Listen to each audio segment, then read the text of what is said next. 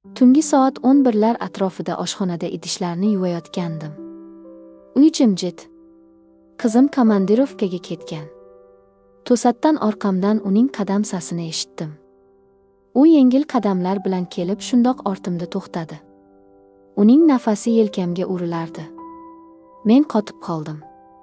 Qo'limdagi sochiq yerga tushib ketdi.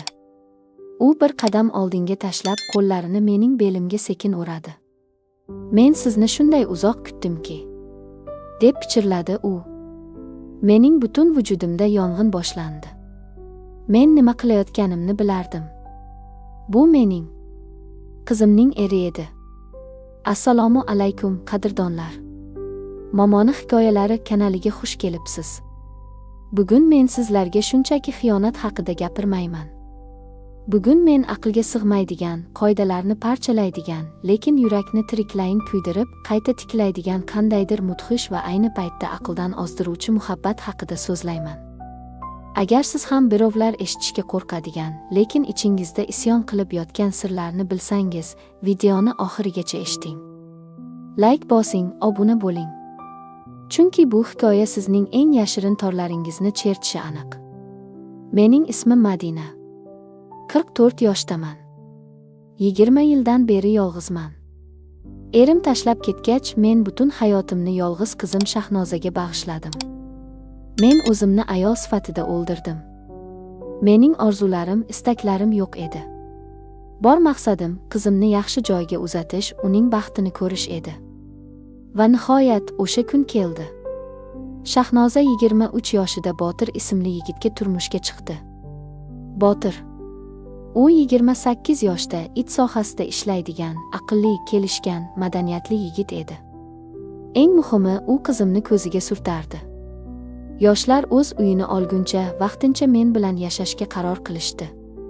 Men ularga xalaqit bermaslikka harakat qilardim. Shahnoza har kuni ertalab bankka ishga ketar, Botir esa masofadan uyda kompyuter oldida ishlardi. Men esa uy ishlari, oshxona bilan ovora edim. Avvaliga hammasi oddiy edi. Biz o'z xonalarimizda edik. Lekin vaqt o'tishi bilan bizning yo'llarimiz oshxonada, dahlizda tez-tez kesishadigan bo'ldi. Botir kofe qilish uchun chiqqanida men bilan suhbatlashib qolardi. Bizning suhbatlarimiz ob-havodan tortib, san'atga, adabiyotga, chuqur insoniy tuyg'ularga ko'chdi. Bir kuni u menga shunday dedi: "Madina opa, sizning ko'zlaringizda shunday katta dengiz borki, odam u yerda g'arq bo'lib ketishi mumkin. Nega siz doim g'amginsiz?" Bu oddiy kuyovning qaynonasiga aytadigan gapi emasdi. Uning ohangida qandaydir yashirin, o'ziga tortuvchi ehtiros bor edi. Men darhol o'zimni qattiq tutdim. "Botir, ishingizga boring, kofe sovyapti", dedim men yuzimni o'girib. Lekin ichimda qandaydir to'g'on o'pirildi. Men kechasi bilan uxlay olmadim. 20 yildan beri hech bir erkak menga bunday qaramagan, mening ko'zlarimdagi dengizni ko'rmagan edi. Men o'zimdan nafratlanishni boshladim.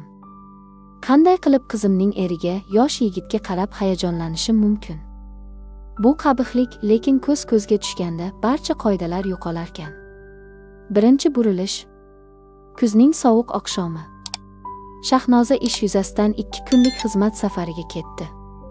Katta uyda Botir ikkimiz qoldik. Men asabiylashib o'zimni xonamga qamab olgandim. Kechqurun oshxonaga chiqdim. Botir o'sha yerda ekan. U chiroqni yoqmay, faqat derazadan tushayotgan oy nurida qahva ichib o'tirardi. Men orqaga qaytmoqchi bo'ldim. "Qochmang", dedi u osoyishta ovozda. "Men sizni tishlab olmayman." Men joyimda qotib qoldim. U o'rnidan turdi va menga yaqinlashdi. Ortimizdagi masofa juda qisqa edi. U menga shu qadar yaqin keldiki, men uning issiq va yoqimli atir isini tuydim. "Men bilaman, siz ham buni his qilyapsiz", pichirladi u. "Men Shahnozani hurmat qilaman.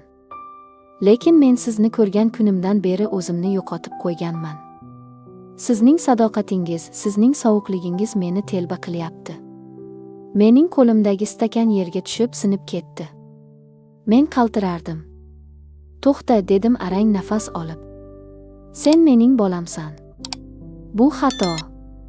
Lekin ovozim menga bo'ysunmasdi. Botir mening qaltirayotgan qo'limni o'zining issiq kaftiga oldi. Keyin qo'lini ko'tarib mening yuzimga, sochlarimga tekkizdi. Siz ayolsiz. Juda go'zal ayol. Meni qaytarmang. Uning lablari mening peshonamga, keyin yonog'imga sekin tegdi. Bu shu qadar ehtiyotkor, shu qadar jozibali ediki, men 10 yillik qarshiligimni bir soniyada yo'qotdim. Men ko'zlarimni yumdim va uning quchog'iga suyanib qoldim. Biz o'sha tunda xatolar va ehtirosning eng tubiga sho'ng'idik. Men o'zimni dunyodagi eng gunohkor, lekin eng tirik ayoldek his qilardim. Lekin tong har doim o'zining sovuq haqiqatini olib keladi. Ikkinchi burilish. Ertalab men uyg'onganimda o'z xatoyimning butun dahshatini tushunib yetdim. Men qizimga xiyonat qildim. O'z qonimga. Men tezda kiyinib uydan chiqib ketdim. Kun bo'yi parkda tentirab yurdim. O'zimni o'ldirish haqida o'yladim. Kechqurun uyga qaytganimda Botirning narsalari yo'q edi.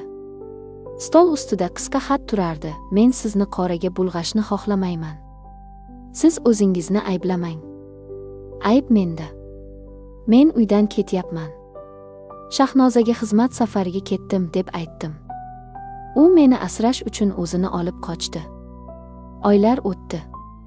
Botir va Shahnoza alohida uyga ko'chib o'tishdi. Men uni boshqa ko'rmadim. Men bu azobni qalbimning eng tubiga ko'mib yubordim. Shahnoza doim ish bilan band bo'lardi. Sekinasta qizimning ham ko'zlaridagi baxt so'nib borayotganini ko'rdim. Ular o'rtasida nizo boshlangandi. 3-burilish. Oradan 1 yil o'tdi. Shahnoza yig'lab uyga keldi. "Oyi, biz ajrashyapmiz", dedi u ho'ngrab. U meni sevmaydi. Biz xuddi begonalardek yashayapmiz. Uning ko'zlarida boshqa ayol bor, men buni sezaman, lekin kimligini bilmayman. Mening yuragimga xanjar sanchildi. O'sha boshqa ayol men edim. Men o'z qizimning baxtini vujudga kelmasdan o'ldirgan yirtqich edim. Men jimgina qizimni quchoqlab qon yig'ladim. Ularning nikohi rasman bekor qilindi. Shahnoza xorijga o'qishga ketdi. U o'z hayotini noldan boshlashga qaror qildi. Men yana yolg'iz qoldim. Uydagi jimjitlik meni bo'g'ardi. 4-burilish. Qorli qish oqshomi. Eshik qo'ng'irog'i chalinganda men hayron bo'ldim. Eshikni ochdim. Ostonada Botir turardi. U ozib ketgan, ko'zlari biroz kirtaygan, lekin o'sha eski jozibasi, o'sha kuchli nigohi joyida edi. Men kutdim, dedi u ostonadan o'tmay. Men sizning oilangizga xalaqit bermaslik uchun ketgandim. Endi biz erkinmiz. Men sizsiz yashay olmayman, Madina. Men eshik kesakisiga suyanib qoldim. Mening ichimda ikkita kuch ayovsiz kurashardi, onalik vijdoni va olovdek yonayotgan ayollik ehtirosi. Men unga uzoq tikildim. "Kiring", dedim oxiri, ovozim qaltirab. U ichkariga kirdi. U meni darhol quchoqlamadi. U yuzimga uzoq tikilib turdi.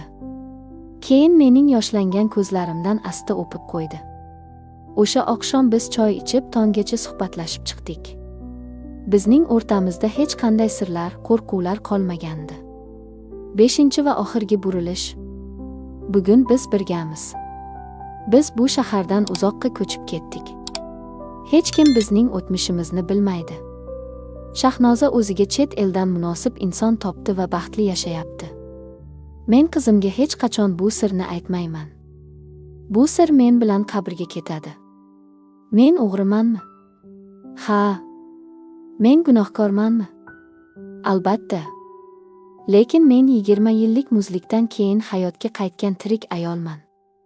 Botir bilan bizning sevgimiz oddiy ehtiros emas, bu qandaydir ruhiy qutqarish edi. U mening yoshimni, o'tmishimni ko'rmadi, u mening qalbimni ko'rdi. Azizlarim, hayot ba'zan bizni shunday chorrahalarga olib keladiki, u yerda to'g'ri yoki noto'g'ri yo'l bo'lmaydi. U yerda faqat yurak bo'ladi. Men o'z yuragimni tanladim. Buning uchun qanday jazoga tortilsam ham men roziman. Chunki men bu umrda sevildim va sevdim. Sizning hayotingizda ham aql rad etgan, ammo yurak talab qilgan taqiqlangan hislar bo'lganmi?